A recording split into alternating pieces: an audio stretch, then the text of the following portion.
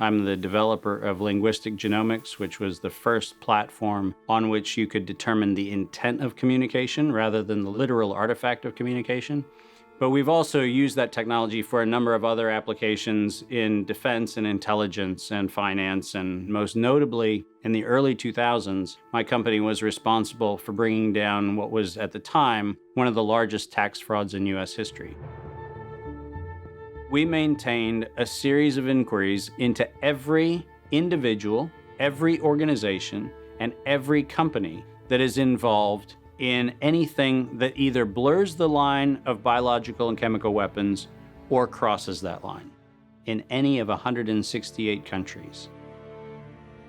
In 1999, there were 1 million patents digitized by IBM. And those 1 million patents were the first time human innovation had been put into an electronic digital searchable format.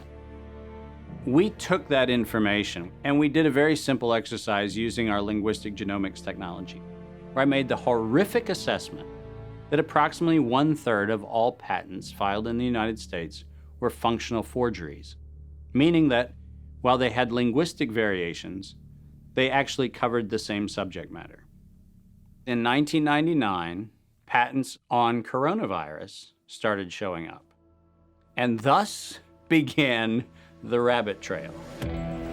March 2003, panic grips Hong Kong as a deadly new virus sweeps through the city. In 2003, the Center for Disease Control saw the possibility of a gold strike, and that was the coronavirus outbreak that happened in Asia. They saw that a virus they knew could be easily manipulated was something that was very valuable, and in 2003 they sought to patent it. And they made sure that they controlled the proprietary rights to the disease, to the virus, and to its detection, and all of the measurement of it. We know that Anthony Fauci, that Ralph Baric, that the Center for Disease Control, and the laundry list of people who wanted to take credit for inventing coronavirus were at the hub of this story. From 2003 to 2018, they controlled 100% of the cash flow that built the empire around the industrial complex of coronavirus. The World Health Organization has officially named the novel coronavirus the novel coronavirus outbreak.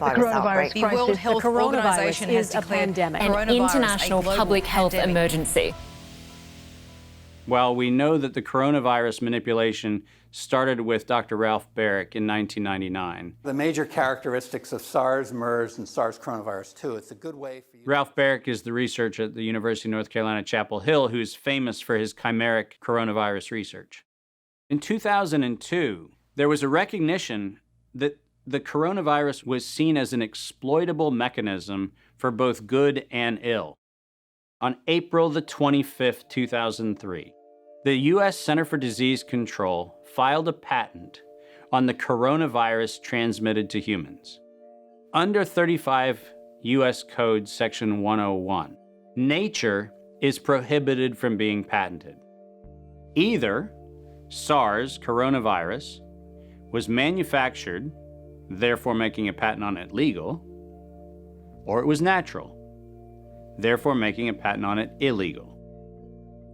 If it was manufactured, it was a violation of biological and chemical weapons, treaties, and laws. If it was natural, filing a patent on it was illegal. In either outcome, both are illegal. In the spring of 2007, the CDC filed a petition with the Patent Office to keep their application confidential and private. They actually filed patents on not only the virus, but they also filed patents on its detection and a kit to measure it. Because of that CDC patent, they had the ability to control who was authorized and who was not authorized to make independent inquiries into coronavirus. You cannot look at the virus, you cannot measure it, you cannot develop a test kit for it. And by ultimately receiving the patents that constrained anyone from using it, they had the means, they had the motive, and most of all, they had the monetary gain from turning coronavirus from a pathogen to profit. Developing and owning a coronavirus vaccine has become a biotech arms race with political overtones. This vaccine gold rush is starting to bother me. Gold rush. Let's keep that in mind. And so somewhere between 2012 and 2013, something happened. The federal funding for research that was feeding into places like Harvard, Emory, University of North Carolina, Chapel Hill, that funding suddenly became impaired by something that happened at the NIH, where the NIH got this little tiny moment of clarity and said, I think something we're doing is wrong. And in 2013, the NIH said, gain-of-function research on coronavirus should be suspended. The National Institutes of Health had a moral and social and potentially legal reason to object to research. But the letters that were sent to the researchers essentially said, you are receiving notice that we're telling you to stop. And now on the bottom of the page, we're going to clarify what stop means.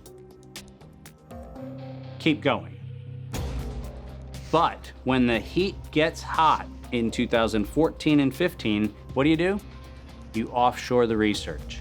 You fund the Wuhan Institute of Virology to do the stuff that sounds like it's getting a little edgy with respect to its morality and legality. But do you do it straight way? No.